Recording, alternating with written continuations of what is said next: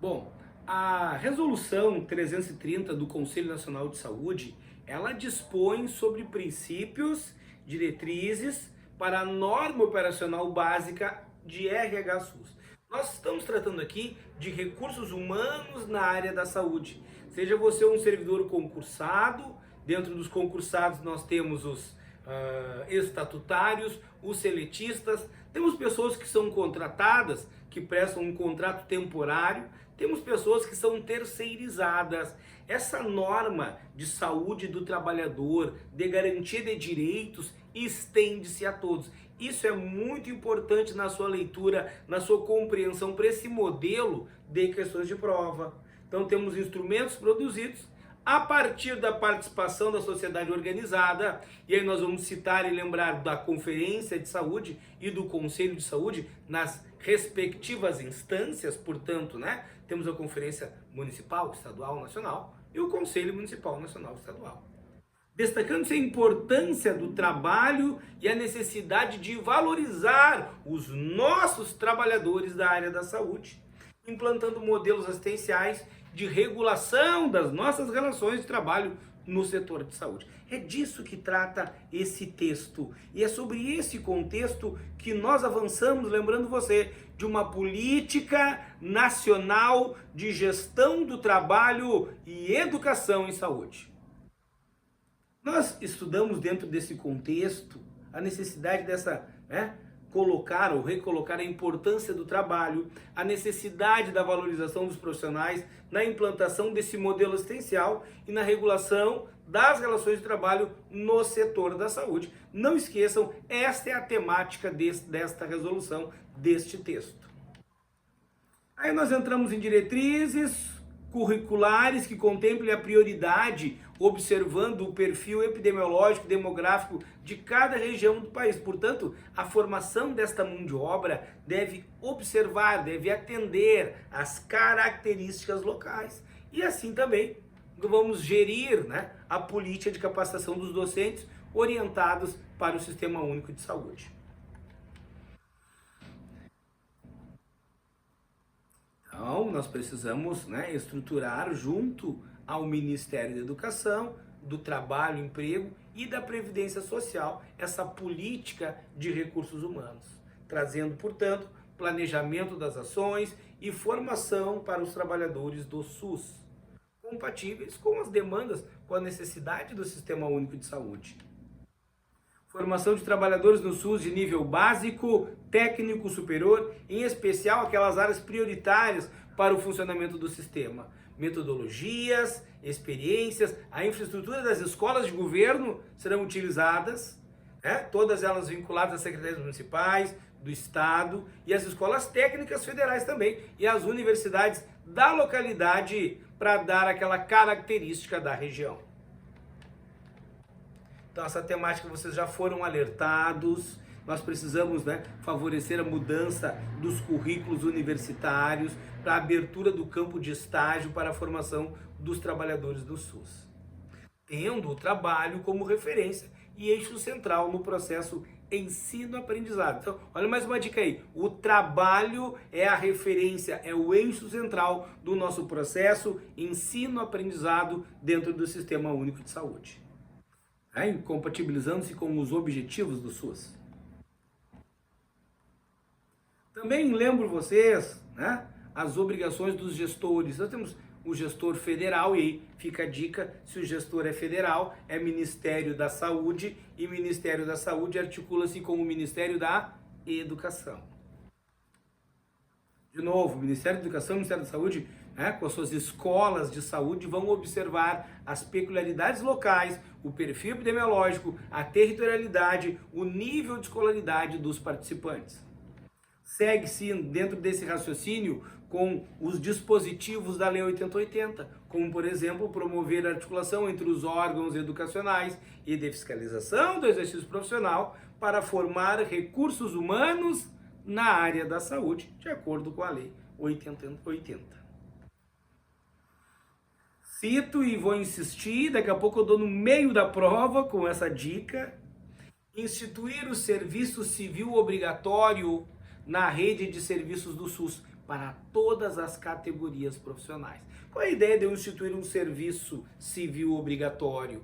É que principalmente nos municípios de médio e de pequeno porte, eu terei a mão de obra qualificada, ofertada no SUS para atender a demanda, para não deixar ninguém sem atendimento.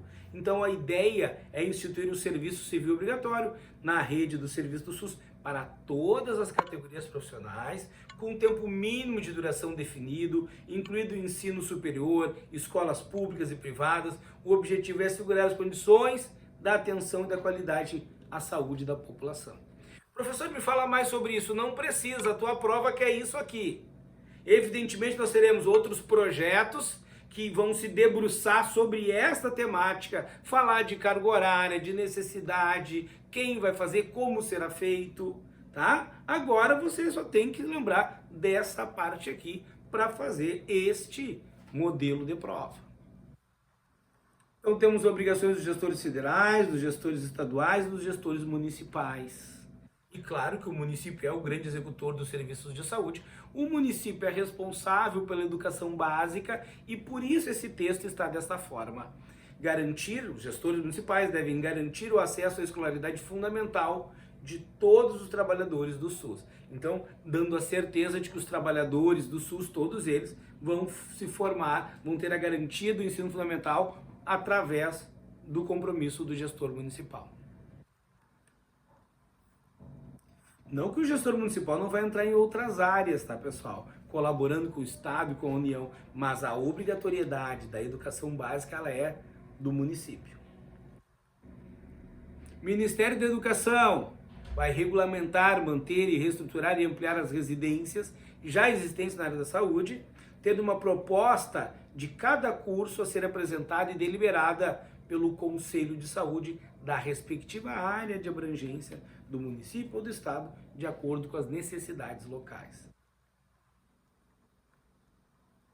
Temos também que lembrar vocês aqui que os gestores das 13 esferas de gestão deverão elaborar anualmente um programa institucional de educação permanente em todos os níveis, né, de atuação do conjunto dos trabalhadores da saúde sobre suas responsabilidades. Cito aqui o cuidado no modelo de prova com, né, a elaboração anual, não é semestral, não é mensal. Cuidado com esse modelo de pegadinhas.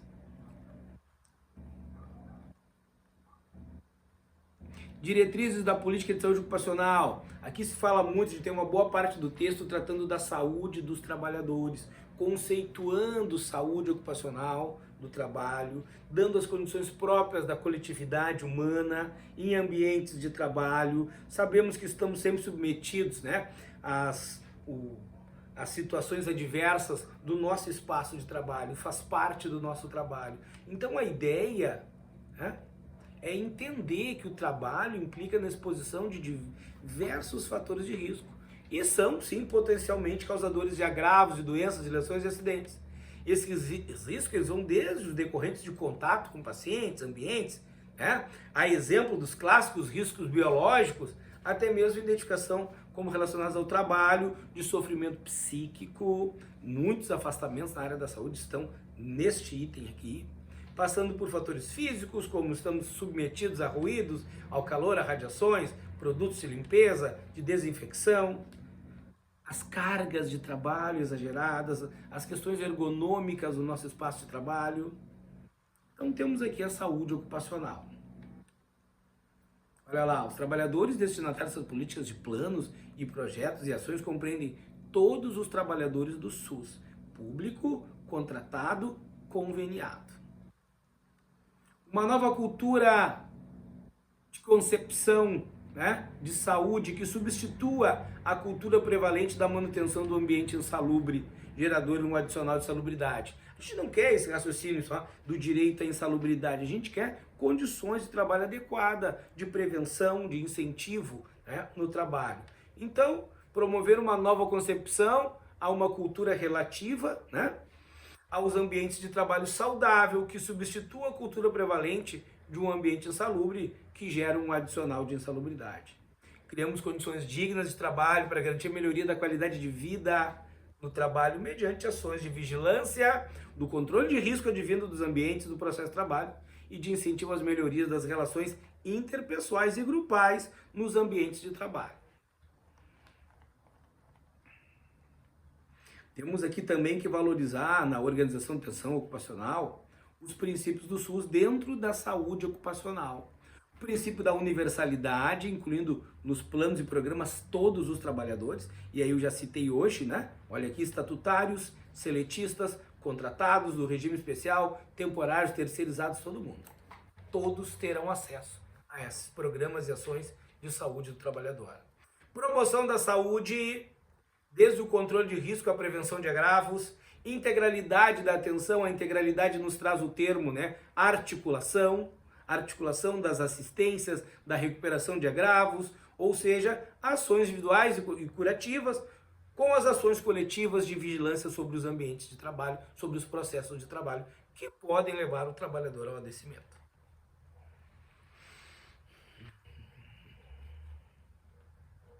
As ações de saúde ocupacional são como o SUS, executadas de forma regionalizada e hierarquizada. Então, para isso, nós teremos nas unidades de saúde comissões de controle de infecção hospitalar, programas de qualidade, de acreditação, dentre outros programas que forem necessários à garantia da saúde ocupacional. Vamos utilizar critérios epidemiológicos, magnitude, gravidade, dimensionamento da população exposta e dos riscos, factibilidade da intervenção para priorizar programas de controle de riscos. Então, sempre, eu digo, né, epidemiologia, pesquisa, informação, para que a gente possa garantir a saúde dos trabalhadores. Exemplos de riscos específicos que podem ser priorizados: os fatores ergonômicos dentro das nossas instituições, risco de contaminação biológica, por isso os estudos da NR32, riscos químicos de exposição à radiação ionizante relacionados ao trabalho, à natureza do trabalho em saúde, seja carga psíquica, estresse, sofrimento psíquico, tudo se deve ser observado. Por isso a importância da articulação com a vigilância epidemiológica, sanitária e ambiental. A vigilância sanitária tem seu conceito na Lei 8080, a vigilância epidemiológica também. Saiba que a vigilância ambiental também é muito importante para a saúde do trabalhador, por isso ela está destacada aqui. Da assistência à saúde dos trabalhadores, todas as unidades de saúde deverão elaborar um programa para acompanhar os seus trabalhadores, desde o início da prevenção à promoção da saúde dos nossos trabalhadores. Claro que nós precisamos de um diagnóstico dos riscos existentes em cada espaço de trabalho. Escopo de um programa com os seguintes elementos para a saúde do trabalhador: exames médicos, os pré-dimensionais são importantes, os exames periódicos, exames de retorno de função, mudança de função, demissionais, o monitoramento biológico para os nossos trabalhadores que são expostos aos riscos específicos, né? Os quais os indicadores de exposição e de efeitos são importantes. E lá se vai dentro de um grande programa, né, de saúde do trabalhador para cada instituição, pessoal. Claro, isso tudo passa, né? Ao trabalhador acidentado, ao cometimento de doença relacionada ao trabalho, deverá ser garantida reabilitação profissional, uma avaliação da capacidade laborativa do nosso indivíduo, a capacidade de retorno ao trabalho na mesma função ou, quem sabe, em outra função. Deverá ser assegurada a articulação com outros programas na área da saúde coletiva. A exemplo de programas de controle de prevenção de doenças transmissíveis, doenças crônico-degenerativas, saúde da mulher, saúde do trabalhador, setores de vigilância epidemiológica, sanitária e ambiental. Então a ideia é que a articulação é trabalho integrado, tá? Nesses grandes programas de saúde coletiva.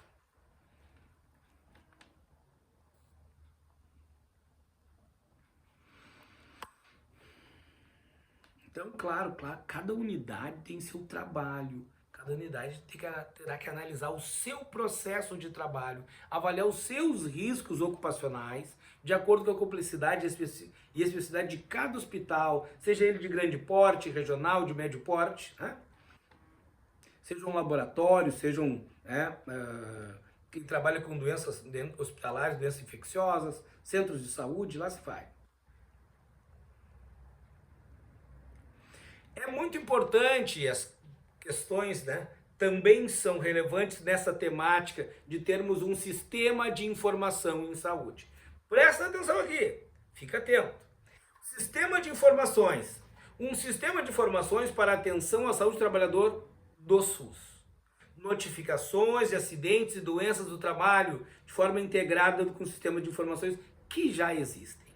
E ele vai citar aqui, ó.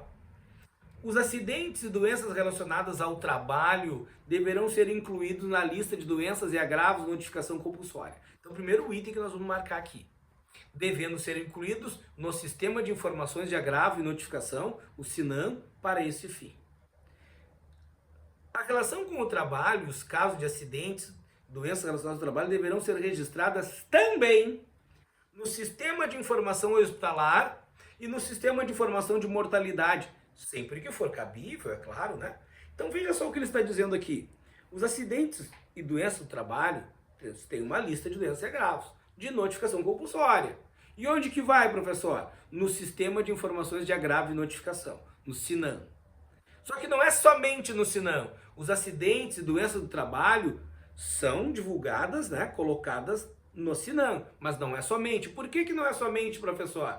Em relação com o trabalho, os casos de acidentes e doenças relacionadas ao trabalho deverão ser registrados também, ó, no Sistema de Informação Hospitalar e no Sistema de Informação de Mortalidade, sempre que cabível. Então, se for o caso, evidentemente, né, se requer uma internação hospitalar, se essa doença levou o nosso trabalhador à morte, temos que também registrar nesses sistemas.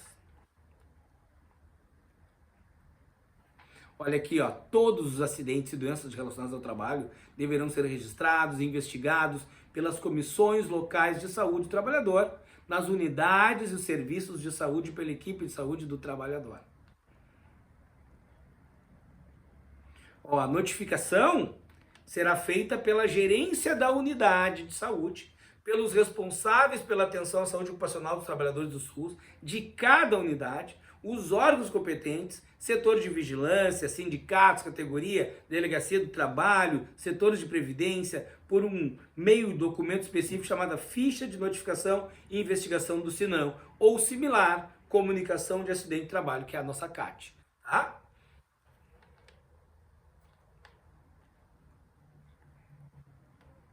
Mais um item aqui, ó. Comissão Local de Saúde Ocupacional. Então, cada entidade, unidade de saúde, terá uma comissão de saúde. O objetivo é a promoção da saúde dos indivíduos e da equipe de trabalho no local de trabalho, é lógico, visando ultrapassar a prevenção de acidentes. O propósito é atuar como conjunto de fatores que agem direto e diretamente sobre a saúde dos trabalhadores, assegurando a participação desses nas decisões que envolvam a garantia de boas condições individuais, coletivas de trabalho na área da saúde. Professor, é tanta coisa nova para nós. É verdade, embora essa NOB já seja bem antiga, né? Então, o que eu peço que você faça? Fique tranquilo, repita esta aula, coloca mais devagar, vai pausando a aula e vai anotando as tuas dúvidas, relendo o texto, porque vai ser necessário para que nós possamos garantir um grande evento que será a tua prova e, evidentemente, a tua aprovação. Das atribuições das comissões de saúde ocupacional. Então, cada comissão de saúde ocupacional tem atribuições. Discussão da problemática referente à saúde dos trabalhadores em todos os locais de trabalho. Promover e desenvolver ações que visem a melhoria e segurança no local de trabalho, com ênfase em identificar e analisar o controle desses agravos, dos riscos do acidente de trabalho. Participar do processo de organização dos trabalhadores em seu local de trabalho, acompanhar o desenvolvimento dos serviços de saúde dos trabalhadores, no controle de riscos. Não quer dizer que essa comissão vai elaborar um mapa de risco dos locais de trabalho. Elaborar uma árvore de causas quando houver acidentes de trabalho, isso é interessante, né? Você cria um tronco, né? E para que lado vão esses acidentes de trabalho? Nós temos aí uma árvore das causas relacionadas aos acidentes de trabalho.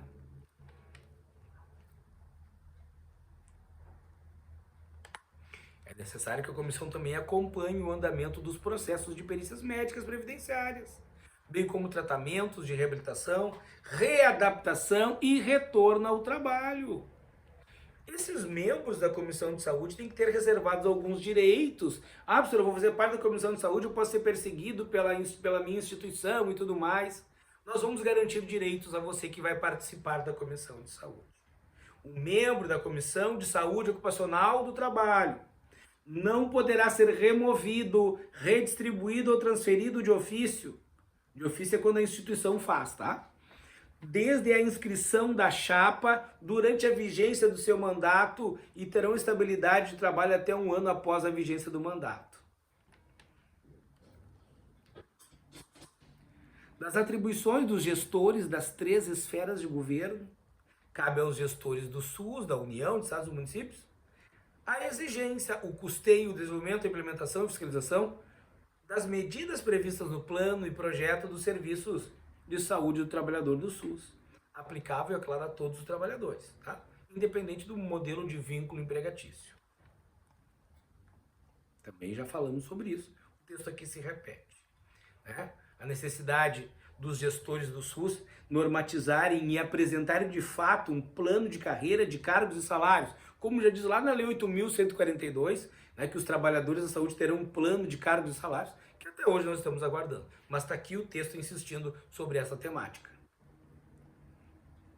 Controle social ocupacional do trabalhador. O controle social é por meio da participação dos trabalhadores e das suas entidades sindicais, comissões e conselhos de saúde.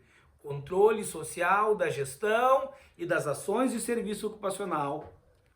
Gestão e serviço ocupacional por meio dos trabalhadores e das suas respectivas entidades sindicais. Princípios e diretrizes para o controle social e da gestão dos trabalhos no SUS. Ó, o princípio e diretriz tem o seu pressuposto básico, então lá vamos nós. A gestão participativa e o controle social. Gestão do trabalho nas 3 esferas de gestão do SUS deverá ser sempre submetida a fóruns de participação popular. Então, a gestão participativa e o controle social se dá por conferência e conselho de saúde, dentro do respectivo sistema de saúde. O conhecimento, a análise dos cargos definidos como necessário à execução do plano, a definição dos mecanismos de recrutamento de pessoal, como é que recruta, como é que é esse concurso, que conteúdos nós estamos exigindo, como é que é o caráter temporário, como é o contratado, acompanhamento do processo do concurso e da seleção pública, acompanhamento do processo de lotação. O que é lotação? É a repartição onde os servidores deverão ter exercício. Então sempre a dúvida do aluno: professor, eu passei, eu sou o 8º colocado, e aí me chamaram e me ofereceram lotação em tal local, no turno da tarde, no turno da manhã. Então tu tem direito de acompanhar esse processo de lotação. Saber essa pessoa que estava na tua frente, o 7º colocado, é o exemplo aqui, que ele vai para tal repartição e que tu poderá ir para outra. Isso é um direito que a gente tem de acompanhar esse processo de lotação. Tá? Definição do modelo de atenção, do processo de trabalho, desenvolvimento dos trabalhadores existentes com base na realidade epidemiológica local, participação no projeto e avaliação de desempenho dos trabalhadores nas equipes de trabalho e nos serviços de saúde. Então hoje é uma realidade que nós já vivenciamos, Nós temos uma avaliação no trabalho, onde nós avaliamos o nosso desempenho, avaliamos a instituição. Temos aqui a escolha de indicadores mais apropriados considerados pelos seguintes aspectos: a infraestrutura do serviço de saúde, para a gente avaliar, o salário, a gente também tem que avaliar, a jornada de trabalho, a satisfação dos usuários, acessibilidade, participação dos trabalhadores no processo de formação e capacitação, indicadores de saúde, metas no plano de saúde, e que nós estamos aguardando ainda, como ele fala aqui, aprovação, implementação e adequação do plano de carreira de cargos e salários.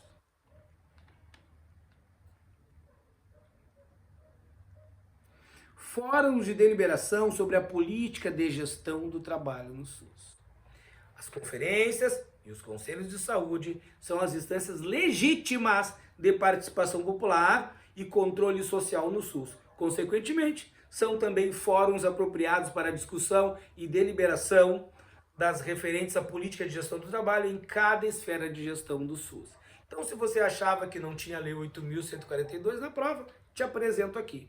Todas as essências, os primórdios da legislação do SUS, 8080, 8.142, elas aparecem o tempo inteiro nesse texto.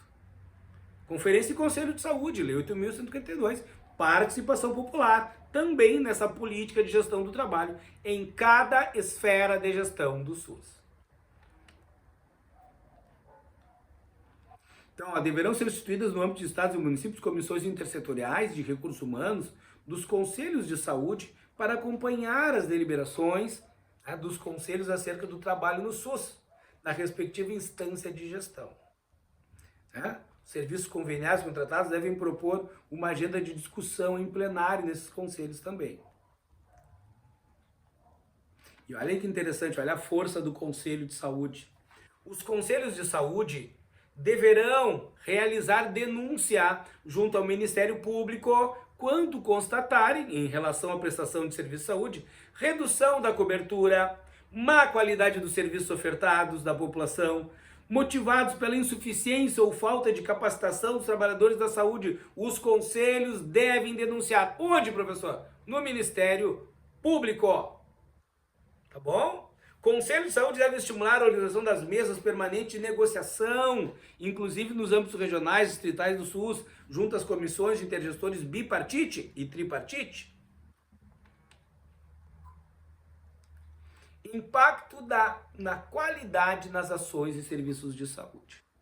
A implementação de discussões e deliberações das instâncias populares, vocês já sabem, conferência e conselho de saúde, sobre a gestão do trabalho, devem impactar positivamente quanto à qualidade ao acesso aos usuários às ações e serviços de saúde. Portanto, os conselhos de saúde deverão propor e exigir a implementação de gestão e gerência colegiada no sistema e nos serviços de saúde do SUS, como forma de democratizar as relações de trabalho e incorporar na gestão o patrimônio do conhecimento obtido pelos trabalhadores. Então aqui nós temos aqui uma grande invocação da gestão colegiada, da gestão participativa, que você estuda na Política Nacional de Humanização, está aqui, bem na tua frente nesse texto. Conselho de Saúde devem acolher e deliberar e encaminhar os resultados da apuração das suas denúncias dos usuários quanto à baixa resolubilidade das ações e serviços, maus tratos de usuários, negligência gerada por atos próprios dos trabalhadores, gestores ou prestadores de serviço. Estimulando aí a criação de ouvidorias e denunciando ao Ministério Público caso não sejam cumpridas as deliberações do Conselho. Aqui nesse anexo agora nós damos uma olhada na legislação vigente do SUS sobre a gestão de política do trabalho. Veja só, ele começa conceituando, e aqui é uma série de conceitos do direito constitucional que nós vamos verificar, entramos em Lei 8080 e os dispositivos que garantem todos esses direitos assegurados nessa carta, nesta resolução. Então veja só, não poderia ser novidade para nós. Todos são iguais perante a lei, sem distinção de qualquer natureza. Nós garantimos aos brasileiros e aos estrangeiros residentes no país que eles são invioláveis na vida, liberdade, igualdade, segurança e propriedade. VLISP, professor. Isso é artigo 5º, hein, professor? VLISP. As pessoas são invioláveis na vida, liberdade, igualdade, segurança e propriedade. E ninguém será obrigado a fazer ou deixar de fazer alguma coisa, senão em virtude de lei. Traz também aqui, dentro do direito constitucional, os direitos dos trabalhadores, os direitos sociais, são direitos dos trabalhadores urbanos e rurais. Então tem aqui o direito, né, ao 13º salário, a férias, ao direito, né, a remuneração sobre a insalubridade, sobre a periculosidade, sobre a penosidade, direitos e garantias, direitos de férias, tá? Licença gestante, tudo está aqui em direitos dos trabalhadores urbanos e rurais, que também se estende, evidentemente, aos nossos concursados. Artigo 30 agora, que é o compromisso do município com a saúde. Cabe ao município, artigo 30 da Constituição Federal, prestar com a cooperação técnica e financeira, junto da União e do Estado, atendimento à saúde da sua população. Por isso que nós dizemos que o município é o grande prestador de serviços de saúde. Ele tem esse compromisso de prestar o serviço, claro, que tem auxílio da União e do Estado, mas é compromisso do município. Ó, artigo 37 da Constituição Federal, princípios da administração pública. Eu sempre gosto de conversar com os meus alunos sobre esta temática. Por quê, professor? Porque vocês vão ingressar na administração pública, seja ela direta ou indireta. Se você presta o concurso para o Grupo Hospitalar Conceição, evidentemente é administração pública indireta. Conceição é uma sociedade de economia mista. Professor, e a Prefeitura de Porto Alegre, o HPS, a administração pública direta. Bom, o que importa é, seja você um servidor da administração pública direta e indireta, todos nós vamos seguir esses princípios. LIMP, legalidade, impessoalidade, moralidade, publicidade e eficiência. Essa é a maneira com a qual nós vamos atuar, pessoal, dentro da lei, legalidade. Com impessoalidade, com imparcialidade, com tratamento isonômico, tudo é sinônimo, né? Impessoal, né? Não importa quem é, né? Nós prestamos o serviço. A moralidade é a ética no serviço público. A publicidade é a transparência pública. E a eficiência é essa relação custo-benefício, qualidade, perfeição, adequabilidade, agilidade. Isso é eficiência. Se te perguntarem princípios da administração pública, você responde LIMP. Legalidade, impessoalidade, moralidade, publicidade e eficiência. Não é eficácia! É eficiência. Atente-se ao texto. Depois ele traz para nós aqui as regras para o ingresso no serviço público. Cargo, emprego e função pública são acessíveis aos brasileiros e aos estrangeiros na forma da lei. A nossa investidura, porque investidura é ingresso, é entrada. A investidura em cargo, emprego público depende da aprovação prévia em concurso público de provas ou de provas de títulos, de acordo com a natureza, a complexidade do cargo, emprego e função. Claro que não é só através de concurso que nós ingressamos. Também tem o cargo em comissão, o famoso CC. Este é de livre nomeação e livre exoneração. Mas entenda, o que nos reúne aqui nesses estudos, o que nos faz estar aqui, é observar a investidura no nosso cargo. E precisa da tua aprovação prévia em um concurso público. Seja ele de provas ou outros concursos que fazem provas e também cobram títulos. O prazo de validade de um concurso, ele é de até 2 anos. Até 2 anos. Prorrogável uma vez só por igual período. Esse é o prazo de validade de até 2 anos. Então, se a tua banca, junto à prefeitura, ou, sei lá, a uma instituição hospitalar, ela quer lançar um edital de 1 ano, não tem problema. Porque é até 2 anos. Então, não tem problema. E durante esse prazo improrrogável, se houver um concurso na frente do teu, um concurso anterior, esses são chamados primeiros. Então isso acontece muito também no mundo dos concursos. Professor, eu passei, sou a primeira colocada, só que o concurso anterior ainda não encerrou. Chamaram uma enfermeira, chamaram um médico do concurso anterior. Sim, é porque ele tem prevalência, precedência sobre os novos concursados. Também deixo aqui alguns direitos do servidor para você. Servidor público civil tem direito à livre associação sindical, tem direito de greve, reserva-se o percentual de cargos e empregos para as pessoas com deficiência. Também temos a reserva da contratação temporária, alegando-se necessidade, né, e excepcional interesse público. Temos um clássico a ser apresentado por vocês, né? Há poucos dias aí a Banca Fundatec colocou isso numa prova para professores. A lei disciplina a participação do usuário na administração pública, seja ela direta ou indireta. Como nós, usuários, participamos da gestão pública? A primeira coisa é reclamando. A reclamação é legítima e muito importante. Então, a lei disciplina a participação do usuário na administração pública. Romano 1, reclamações relativas à prestação de serviços públicos em geral. Então, quando nós temos a reclamação do serviço, é importante para a gestão, porque é sobre a reclamação que a gente faz as estatísticas e melhora o nosso processo de trabalho.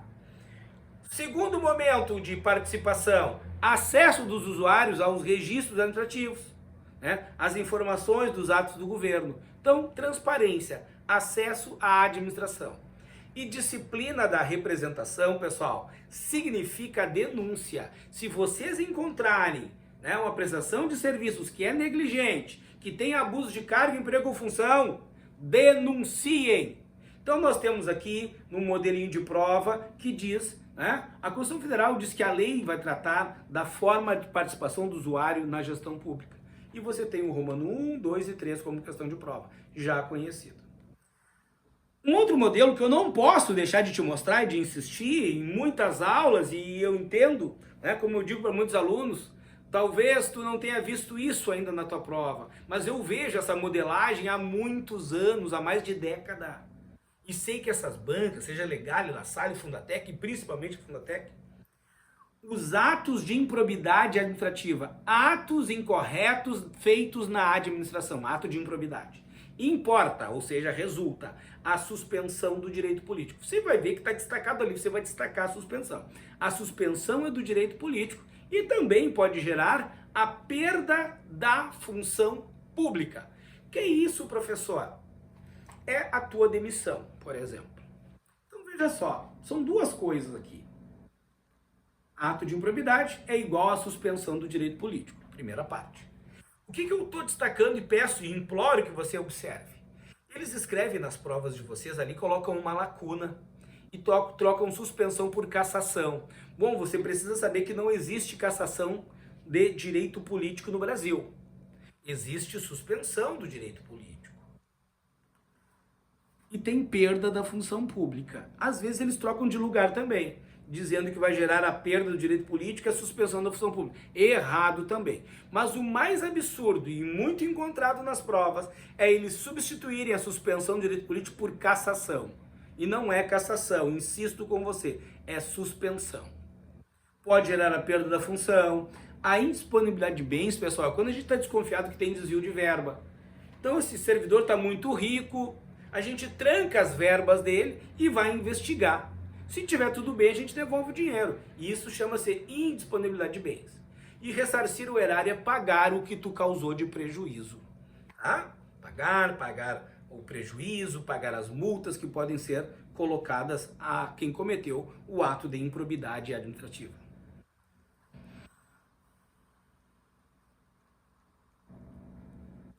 E aqui, claro que ele finaliza com o direito constitucional na seção da saúde. Nós já sabemos. E ele cita o artigo 197 aqui para nós.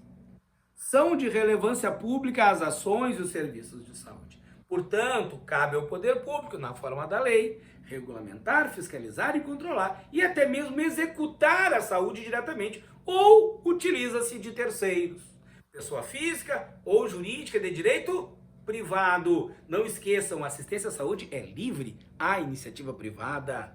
E essas instituições privadas podem participar do SUS em caráter complementar, segundo as diretrizes desses, mediante contrato de direito público ou convênio. Tem preferência as entidades filantrópicas e sem fins lucrativos. Já o artigo 200 apresenta, né, o funcionamento, as competências, as atribuições do SUS. E como nós estamos vendo nesse texto, uma das atribuições do SUS é ordenar a formação de recursos humanos. Daí a importância da nossa NOB RH. Seguindo dentro desse raciocínio a Lei 8080, que dispõe sobre condições de promoção, proteção e recuperação da saúde, né, e do funcionamento dos serviços.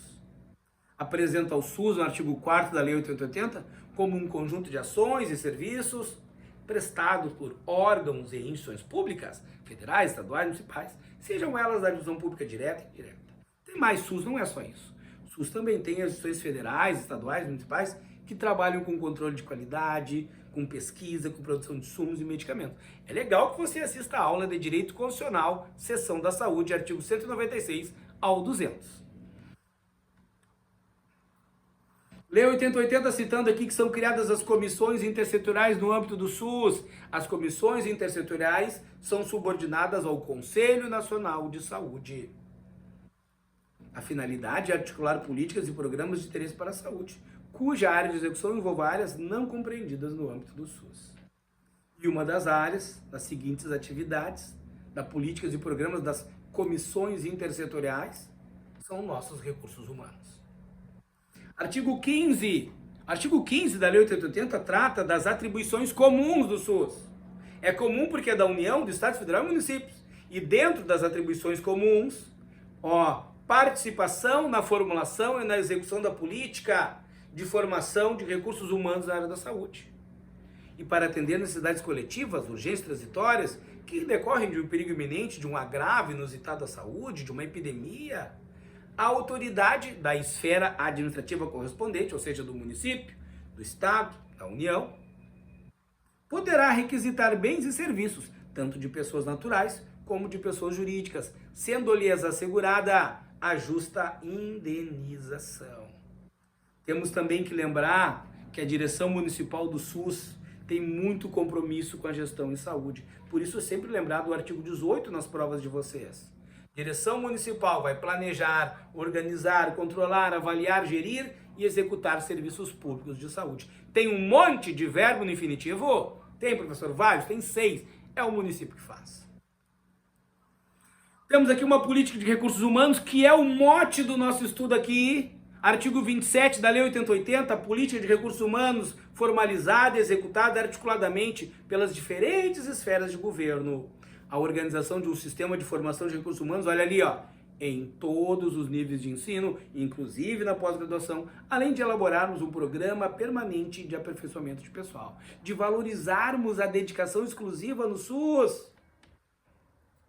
E os serviços de saúde que integram o SUS são sim campo de prática para ensino, pesquisa, mediante normas específicas elaboradas com o sistema educacional. Por isso a importância do Ministério da Saúde estar articulado ao Ministério da Educação.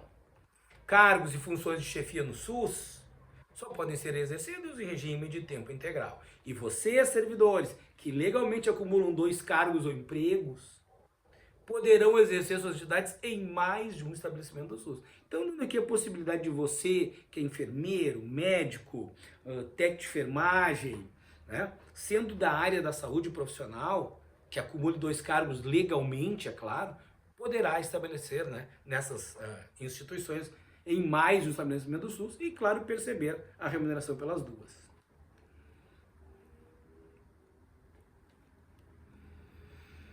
O que mais que eu quero trazer para você aqui? Ele chega a citar um pouquinho da Lei 8.142 no final, sobre a participação da comunidade na gestão da saúde. Lembre-se de conferências e conselhos de saúde. Né? E que sim, como nós vimos no texto, está prometido já há muito tempo que para receberem recursos, Estado, município, Distrito Federal, terão uma comissão de elaboração do plano de carreira de cargos e salários, previstas na sua colocação em 2 anos. Veja que isso era em 1990. E até agora ainda estamos tratando de um plano de carreira de cargos e salários, estamos aguardando. Então ele cita a Lei 8.142 e termina o texto explicando um pouquinho o que é esse trabalho que muitas vezes nós somos convocados, né? Nos inscrevemos nas instituições, considerado de necessidade temporária de excepcional interesse público. O famoso contrato, não é verdade?